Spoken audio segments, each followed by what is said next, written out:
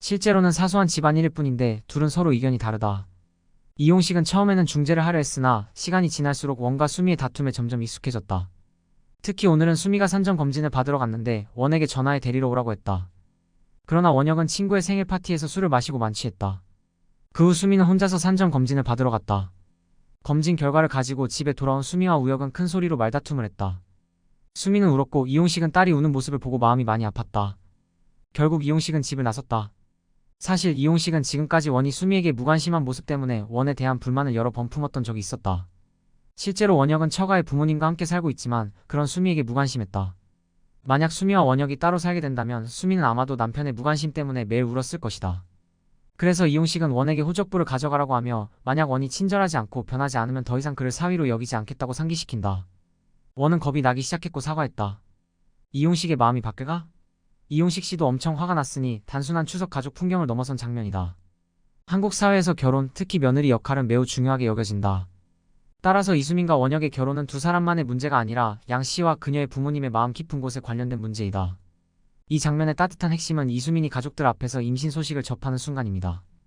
이제 이 장면이 왜 이렇게 감동적이고 사회적으로 중요한지 깊이 분석해 보겠습니다. 단순히 추석에 한복을 입고 양 씨와 그녀의 부모님을 방문하는 이식이 아닙니다. 사실 한복은 한국 전통에서 예의와 존경의 중요한 상징입니다. 이수민이 한복을 입고 부모님을 맞이한다는 사실은 부모님에 대한 존경을 나타내는 중요한 상징적 행위이며 가족의 유대감을 보여주는 것이기도 합니다.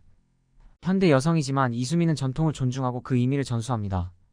이는 현대 여성의 독립과 역량을 상징하는 순간이기도 하며 전통적인 가족의 가치를 보존하는 것과도 관련이 있습니다. 임신은 한 사람의 기쁨일 뿐만 아니라 부양해야 할 가족에게는 완전한 축복이기도 합니다.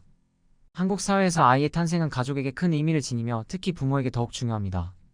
이수민은 초음파 검사를 받고 나서야 임신 사실을 알게 되었습니다. 사진을 공개한 부모의 감정적 반응은 단순한 기쁨이 아니라 가족으로서의 깊은 유대감을 나타내며 며느리로서의 자리까지 이어집니다.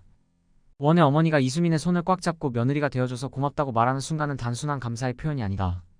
오히려 이수민을 가족의 구성원으로 받아들이고 그녀의 역할에 대한 존중을 나타내는 감동적인 선언이다. 초음파 사진을 꺼내 부모님께 보여준 순간은 정말 드라마틱했다. 손주가 처음 나타나는 순간은 새로운 생명의 탄생을 목격하는 순간으로 온 가족에게 깊은 감동을 준다. 이는 단순한 추석 가족 모임을 넘어 사랑과 유대감을 보여주는 중요한 순간이다.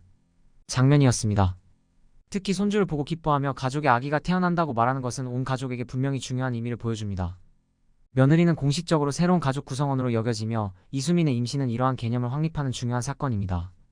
이수민이 임신한 첫 아이는 원영과 그녀의 아이일 뿐만 아니라 양과 그녀의 부모의 아이이기도 합니다.